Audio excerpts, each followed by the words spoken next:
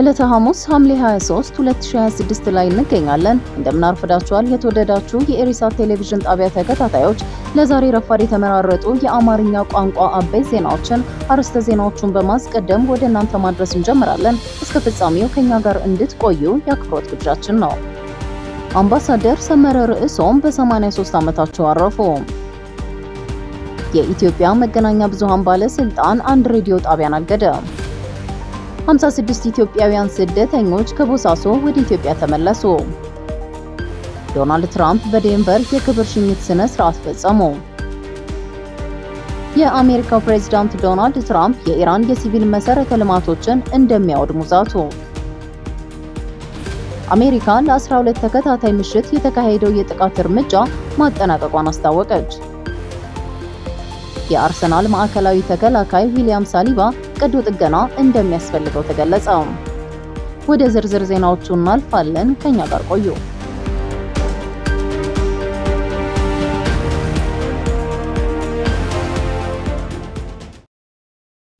አምባሳደር ሰመረ ርዕሶም በ83 ዓመታቸው አረፉ። አምባሳደር ሰመረ ርዕሶም በ83 ዓመታቸው በህመም ምክንያት ከዚህ ዓለም ድካም በሞት መለየታቸውን የሥርዓቱ የዜና አውታሮች ትናንት ሐምሌ 22 ያሰራጩት ዘገባ ያመለክታል። አምባሳደር ሰመረ ርዕሶም በትግሉ ወቅት የህዝባዊ ግንባር ሓርነት ኤርትራ የውጭ ግንኙነት ክፍል ተወካይ፣ በኋላም በካርቱም በሚገኘው የህዝባዊ ግንባር ጽሕፈት ቤት የደህንነት አገልግሎት ኃላፊ በመሆን ማገልገላቸውን ታሪካቸው ያስረዳል። ሚኒስትር ሰመረ ከነጻነት በኋላ ከ1991 እስከ 1992 በሱዳን የኤርትራ ጊዜያዊ መንግስት የመጀመሪያው ጸሐፊ፣ ከ1993 እስከ 1996 በውጭ ጉዳይ ሚኒስቴር የአሜሪካ ዴስክ ዋና ዳይሬክተር፣ ከ1997 እስከ 2003 በአሜሪካ የኤርትራ አምባሳደር፣ ከ2003 እስከ 2006 የማዕከላዊ ዞን አስተዳዳሪ፣ ከ2007 እስከ 2025 የትምህርት ሚኒስትር ሆኖ መስራታቸው ይታወቃል። በተጨማሪ ከ2018 እስከ 2025 በኢትዮጵያ የኤርትራ አምባሳደር ሆነው ተመድበው ቢሰሩም የኤርትራውያንን የቀን ተቀን እንቅስቃሴ ትኩረት ያደረገ ክትትልና ስለላ ላይ ተሰማርተው መቆየታቸውን ተንታኞች ይገልጻሉ። አምባሳደሩ የትምህርት ሚኒስቴር ሚኒስትር ሆነው ለረጅም ዓመታት በሰሩበት ጊዜያት የትምህርት ጥራት እንዲጓደልና ስርዓተ ትምህርቱ እንዲበላሽ ካደረጉ ብልሹና ጨካኝ ባለስልጣናት አንዱ በመሆናቸው በብዙዎች ዘንድ ይተቻሉ። የሚኒስትር ሰመረ ርዕሶም ስርዓተ ቀብር አርብ ሐምሌ 24 ቀን ጠዋት በ4 ሰዓት በአስመራ የሰማዕታት መቃብር ይፈጸማል ተብሎ ይጠበቃል።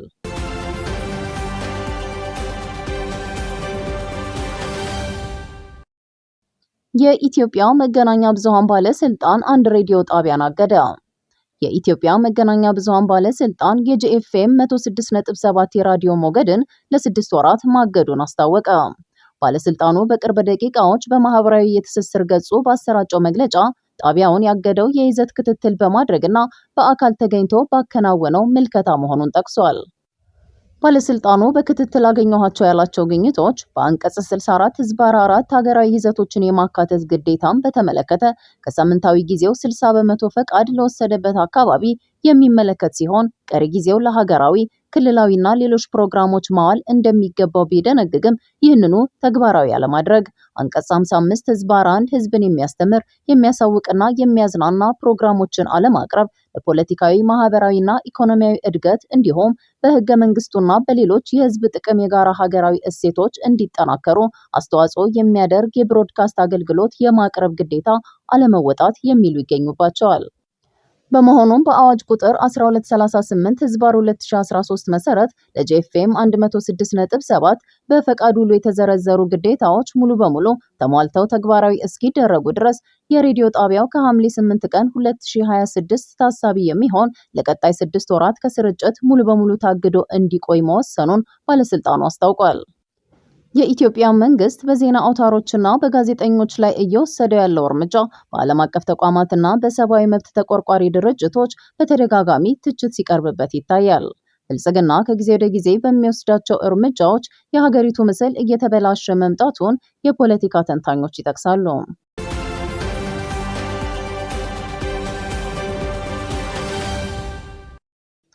ሃምሳ 56 ኢትዮጵያውያን ስደተኞች ከቦሳሶ ወደ ኢትዮጵያ ተመለሱ።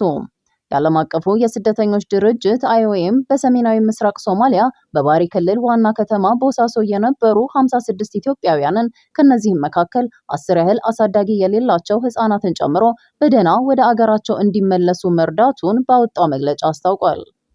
ድርጅቱ እነዚህ ስደተኞች በሰላም ወደ ኢትዮጵያ መመለሳቸውን ገልጾ ይህ ተግባር በፈቃደኝነት የሚከናወን ሰብአዊ የመመለስ ፕሮግራምን ለመደገፍና ከህገወጥ የስደት መንገዶች ጋር የተያያዙ አደጋዎችን ለመቀነስ የሚደረግ ጥረት መሆኑን ባይዶዋ ኦንላይን ሐምሌ 22 ዘግቧል። ድርጅቱ እንደገለጸው እነዚህ ስደተኞች የስደት ጉዟቸውን ለመቀጠል አስበው ወደ ባህር ዳርቻ የምትገኘው የቦሳሶ ከተማ ተጉዘው ነበር። ሆኖም እንደዚህ ያሉ የስደት መንገዶች የስደተኞችን ደህንነትና ህይወት ለከፍተኛ አደጋ እንደሚያጋልጡ አስጠንቅቋል። IOM 10 አሳዳጊ የሌላቸውን ህፃናት ጨምሮ 56 ኢትዮጵያውያን ዜጎችን በደህና ወደ አገራቸው መመለስ ችለናል ብሏል። ይህም ህገወጥ ስደትን ለመከላከልና ተጋላጭ ስደተኞችን ለመጠበቅ የሚደረግ ጥረት አካል መሆኑን በመግለጫው አስረድቷል።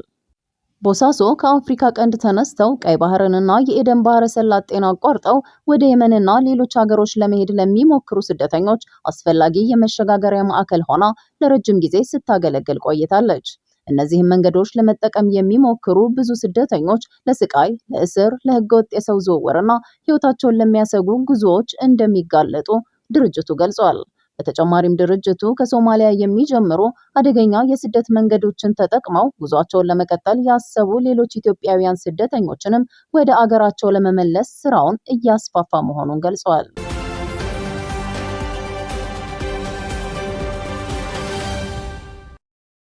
ዶናልድ ትራምፕ በዴንቨር የክብር ሽኝት ስነ ስርዓት ፈጸሙ። በመካከለኛው ምስራቅ ከኢራን ጋር እየተካሄደ ባለው ከባድ ጦርነት በቅርብ ቀናት ውስጥ ህይወታቸውን ያጡ 4 የአሜሪካ ጦር አባላትን አስክሬን ለመቀበል ፕሬዚዳንት ዶናልድ ትራምፕ እና የመከላከያ ሚኒስትራቸው ፒት ሄግሴት በዴላዌር በሚገኘው የዶቨር የአየር ኃይል ጣቢያ ተገኝተው የክብር ሽኝት ስነ ስርዓት ፈጽመዋል። በዚሁ አሰቃቂ ውጊያ ህይወታቸውን ያጡት የአሜሪካ ወታደሮች የ25 ዓመቱ ሌተናንት ታይለር ጄምስ ቪሃን ከሃዋይ፣ የ19 ዓመቷ ወታደር ኢዛቤላ ጎንዛሌስ ከቴክሳስ፣ የ28 ዓመቱ ሳርጀንት አንጄል ራምፐርሳድ ከኒውዮርክ እና የ30 ዓመቱ ሳርጀንት ማይክል አማኑኤል ስዊንተን ከሰሜን ካሮላይና መሆናቸው ታውቋል። የአሜሪካና የኢራን ግጭት እየተባባሰ በመጣበትና የቀጠናው ደህንነት አሳሳቢ ደረጃ ላይ በወደቀበት በዚህ ወቅት የዜጎቿ ህይወት በጦርነቱ መስዋዕት መሆን መጀመሩ በአሜሪካ የፖለቲካ ምህዳርና በህዝቡ ዘንድ በውጭ ጉዳይ ፖሊሲውና በጦርነቱ ቀጣይነት ላይ አዲስ የውይይትና የስጋት ማዕበል ቀስቅሷል። የአሜሪካና ኢራን ጦርነት እየተባባሰ በመጣበት ወቅት በሰውና በንብረት ላይ እየደረሰ ያለው ውድመት እየተባባሰ መምጣቱን ዘገባዎች ያመለክታሉ።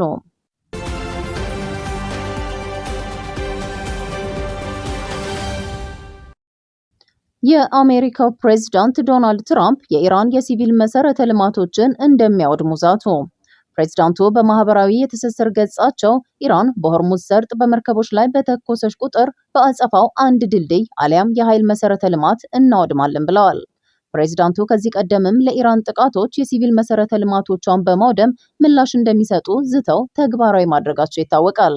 ፕሬዚዳንት ትራምፕ ካሁን ጀምሮ የኢራን እስላማዊ ሪፐብሊክ በሆርሙዝ የባህር ሰርጥ በሚንቀሳቀስ መርከብ ላይ በሰው አልባ አውሮፕላን ወይም በማንኛውም ሌላ መሳሪያ ጥቃት በፈጸመ ቁጥር አሜሪካ ባጸፋው አንድ ድልድይ ወይም የኃይል መሰረተ ልማትን ደብድባ ታወድማለች ሲሉ ትናንት ሐምሌ 22 ቀን 2026 በማህበራዊ መገናኛ ዘዴያቸው መጻፋቸውን አሶሺየትድ ፕሬስ ዘግቧል።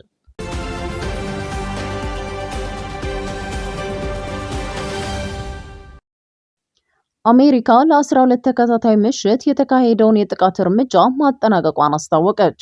የአሜሪካ ማዕከላዊ እዝ የጦር ኃይሎች በኢራን ወታደራዊ ኢላማዎች ላይ ለ12 ተከታታይ ምሽቶች ያካሄዱትን አዲስ የጥቃት እርምጃ ማጠናቀቃቸውን ማስታወቃቸውን ዘገባዎች አመላክተዋል። በሐምሌ 22 ቀን 2026 በምስራቅ አሜሪካ የሰዓት ቆጠራ ከምሽቱ 4:30 የተፈጸመው ይህ ጥቃት የኢራንን የባህር ላይ ወታደራዊ አቅሞች፣ የሚሳኤልና የድሮን ማከማቻዎችን፣ የባህር ዳርቻ የቅኝት ማዕከላትን እንዲሁም የአየር መከላከያ መዋቅሮችን ኢላማ ያደረገ ነው። ጥቃቱ ኢራን በሲቪልና በንግድ መርከቦች ላይ ጥቃት የማድረስ አቅሟን ይበልጥ ለማዳከም ያለመ መሆኑም ተገልጿል። በዚህ ወር ብቻ የአሜሪካ ጦር በበሬሳ ላይ የሚገኙ በደርዘን የሚቆጠሩ የኢራን ወታደራዊ ጣቢያዎችን ኢላማ ያደረገ ሲሆን በባህር በኩል ደግሞ የባህር እገዳውን እንደገና አጠናክሮ ቀጥሏል። ይህ በእንዲህ እንዳለ እስከዛሬ ድረስ የአሜሪካ ማዕከላዊ እዝ ወደ ኢራን ወደቦች የሚገቡ ወይም የሚወጡ መርከቦችን ለማስቆም የ9 የንግድ መርከቦችን አቅጣጫ ያስቀየረ ሲሆን አንዷን መርከብ ደግሞ ከአገልግሎት ውጪ ማድረጉ ይጠቀሳል። በአሁኑ ወቅት ከ50 ሺህ በላይ የአሜሪካ ወታደራዊ አባላት በመካከለኛው ምስራቅ ቀጠና ተሰማርተው የሚገኙ ሲሆን በከፍተኛ ንቅናቄ ዝግጁነትና ትኩረት ላይ እንደሚገኙ ማዕከላዊ እዙ አክሎ ገልጿል።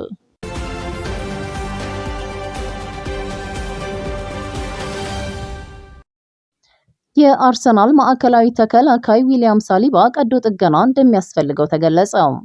የ25 ዓመቱ የፈረንሳይ ብሔራዊ ቡድንና የአርሰናል ማዕከላዊ ተከላካይ ዊሊያም ሳሊባ በዓለም ዋንጫ ውድድር ላይ የገጠመውን ጉዳት ለማከም ቀዶ ጥገና እንደሚያስፈልገው እየወጡ ያሉ መረጃዎች አረጋግጠዋል።